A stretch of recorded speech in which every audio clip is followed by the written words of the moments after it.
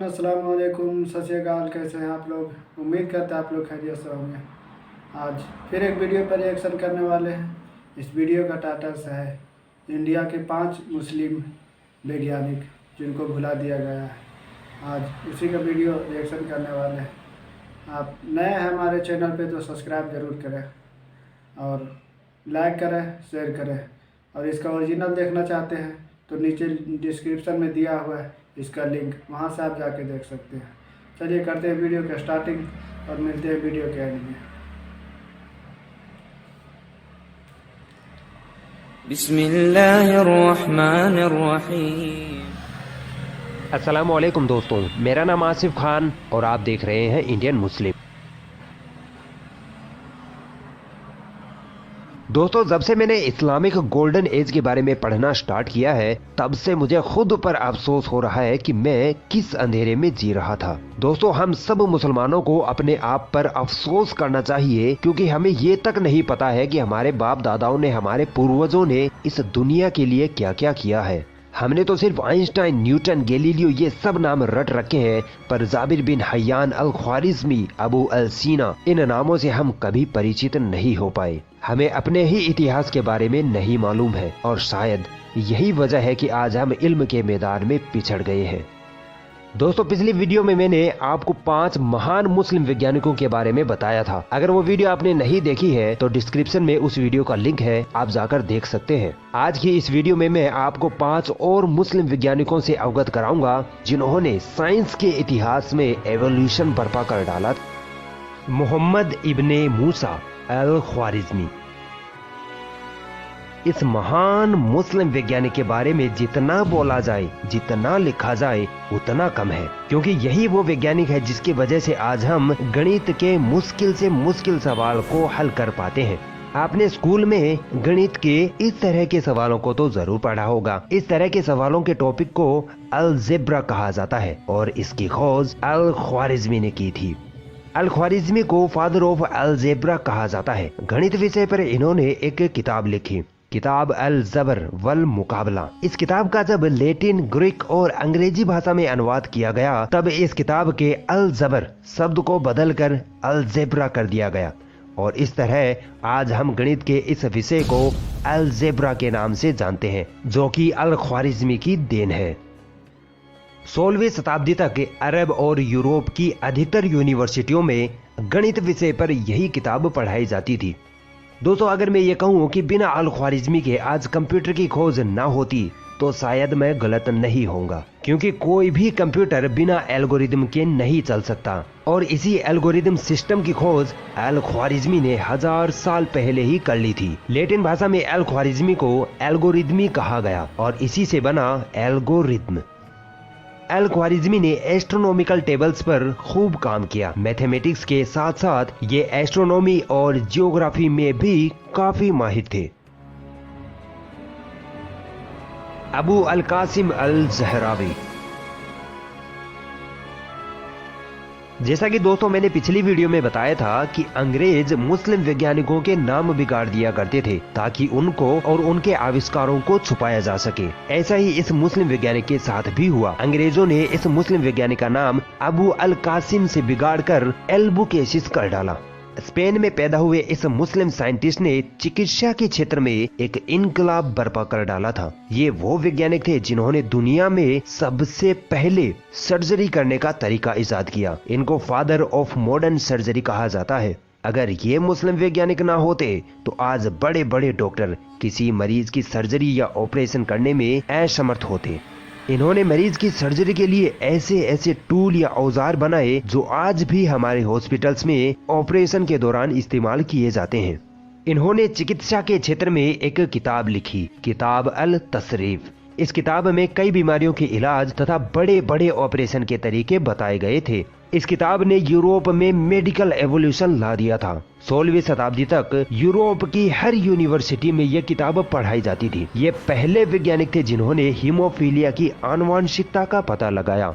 ये पहले वैज्ञानिक थे जिन्होंने सर्जरी के जरिए पेट से बच्चा निकालने का तरीका इजाद किया। इसे एब्डोमिनल प्रेगनेंसी कहते हैं। इन्होंने ही टूटी हड्डियों को सही तरीके से जोड़ने का तरीका बताया। ये वो डॉक्टर थे जिन्होंने दांतों को सीधा करने का तरीका बताया, जिसके लिए इन्होंने सोने और चांदी के तारों का इस्तेमाल करना सिखाया। अल-ज़हरावी एक physician, surgeon, dentist, chemist, philosopher आदि थे। मगर अफसोस दुनिया के इस सबसे बड़े डॉक्टर को आज मुस्लिम उम्मा भुला चुकी है। इब्ने अल हैशम ये वो वैज्ञानिक थे जिनको वैज्ञानिकों का वैज्ञानिक कहा जाए तो गलत ना होगा। इनको ऑप्टिक्स का जनक कहा जाता है। ऑप्टिक्स यानी प्रकाशिकी। यह भौतिक विज्ञान की एक महत्वपूर्ण शाखा होती है जिसमें प्रकाश के बारे में अध्ययन किया जाता है। दोस्तों, अल हैशम से पहले के वैज्ञानिकों का ये दावा था कि जब आंखों से रोशनी निकलती है और किसी वस्तु पर पड़ती है तब हमें वो वस्तु दिखाई देती है। मगर अल हैशम ने इस दावे को खारिज किया और बताया कि आंखों से रोशनी नहीं निकलती, बल्कि रोशनी देने वाली किसी चीज जैसे सूरज या लैंप से जब रोशनी निकलती है तो वो रोशनी किसी वस्तु से टकराकर हमारी आंखों पर पड़ती है, तब हमें वो वस्तु दिखाई देती है। दोस्तों, आज की मॉडर्न साइंस भी अल हैशम के इस दावे को सही साबित करती है। अल हैशम ने बताया कि जब किसी बंद कमरे में एक छोटे से छेद के जरिए रोशनी कमरे में आती है तो बाहर के दृश्य का कमरे में उल्टा अक्ष बनता है। अल हैशम ने इस पर खूब एक्सपेरिमेंट किए और ऐसे दुनिया के सबसे पहले कैमरे का आविष्कार हुआ, जिसे पिन होल कैमरा कहा जाता है।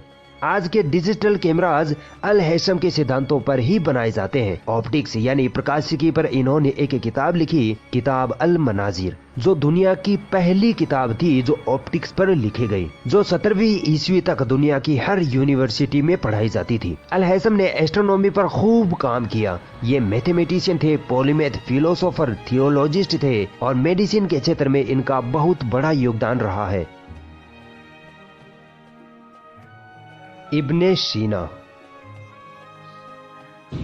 ये एक ऐसे वैज्ञानिक थे जिनको हर फील्ड का नॉलेज था, यानी ये पॉलीमैथ थे। इनको philosophy, astronomy, chemistry, physics, geography, geology, psychology, theology, logic और मैथमेटिक्स का इस तरह इल्म था कि इस इल्म में इनका कोई सानी न था। मगर इन सब से ज्यादा हटकर इनको चिकित्सा के क्षेत्र में महारत हासिल थी, और इतनी महारत हासिल थी कि चिकित्सा के क्षेत्र में इन्होंने 40 से ज्यादा किताबें लिख डाली, जिनमें से अधिकतर किताबें बीमारियों के इलाज व दवाइयों पर थी। चिकित्सा के क्षेत्र में लिखी किताबों में से 2 किताबें, द बुक ऑफ हीलिंग और द कानून ऑफ मेडिसिन, ये 2 किताबें इतनी ज्यादा मशहूर हुई कि यूरोपीय वैज्ञानिकों ने इनको एनसाइक्लोपीडिया ऑफ मेडिकल का दर्जा दे डाला, और 16वीं-17वीं शताब्दी तक ये यूरोप की हर यूनिवर्सिटी में पढ़ाई जाती थी। इब्ने सीना को फादर ऑफ मॉडर्न मेडिसिन का दर्जा हासिल है। ये वो माहिर वैज्ञानिक थे जिन्होंने बताया कि किस तरह हमारा दिमाग हमारे पूरे शरीर को कंट्रोल करता है। अल-जज़ारी पूरी दुनिया ये मानती है कि मशीनों ने हमारे जीवन को बहुत आसान बना दिया है, खासकर वाहनों और बहुत सारी मशीनों के इंजन में 2 चीजें सबसे खास होती हैं, कैमशाफ्ट और क्रैंकशाफ्ट। इन दोनों के बिना कोई इंजन चल ही नहीं सकता है। अब हैरान कर देने वाली बात यह है कि इन दोनों उपकरणों का आविष्कार एक मुस्लिम वैज्ञानिक अल-जज़ारी ने किया था। अल-जज़ारी की वजह से ही आज हम गाड़ी, मोटर, हवाई जहाज आदि को देख पा रहे हैं और उनसे सफर कर पा रहे हैं। अल-जज़ारी को फादर ऑफ रोबोटिक्स या ऑटोमेटा कहा जाता है, क्योंकि ये वो पहले वैज्ञानिक थे जिन्होंने ऑटोमेटिक मशीनों का आविष्कार किया था, जैसे घड़ियों का आविष्कार, जिनमें elephant clock, candle clock, water clock शामिल है। आज हम छत पर पानी पहुंचाने के लिए जिस वाटर पंप मशीन का इस्तेमाल करते हैं वो इन्हीं के आविष्कार का नतीजा है। इन्होंने एक फीमेल रोबोट भी बनाया था जो लोगों को पानी और चाय सर्व किया करता था। इन्होंने एक ऑटोमेटिक हैंड वॉशिंग मशीन भी बनाई जो आज मॉडर्न फ्लश टॉयलेट में यूज की जाती है। दोस्तों, आप सोच भी नहीं सकते कि ये कितने बड़े वैज्ञानिक थे। इनको इस्लामिक गोल्डन एज का पहला इंजीनियर कहा जाता है। ये polymath, scholar, inventor, mechanical engineer, artist और मैथमेटिशियन थे। इन्होंने एक किताब लिखी जिसका नाम है the book of knowledge of Angénieux mechanical devices. इस किताब में अल-जज़ारी ने 100 से ज्यादा मशीनों के आविष्कार के बारे में लिखा है।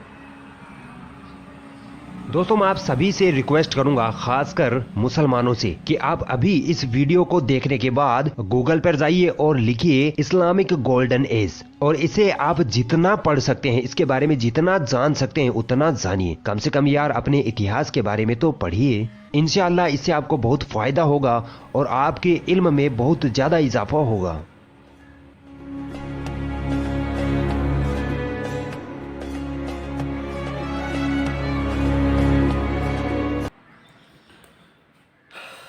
तो ये था 5 मुसलमान वैज्ञानिकों का नाम, जो वीडियो अभी देख रहे थे उस वीडियो का। आप लोगों को कैसा लगा ये वीडियो कमेंट बॉक्स में ज़रूर बताएं और अपना राय ज़रूर दें। आज के लिए बस इतना ही, फिर मिलते हैं नेक्स्ट वीडियो में।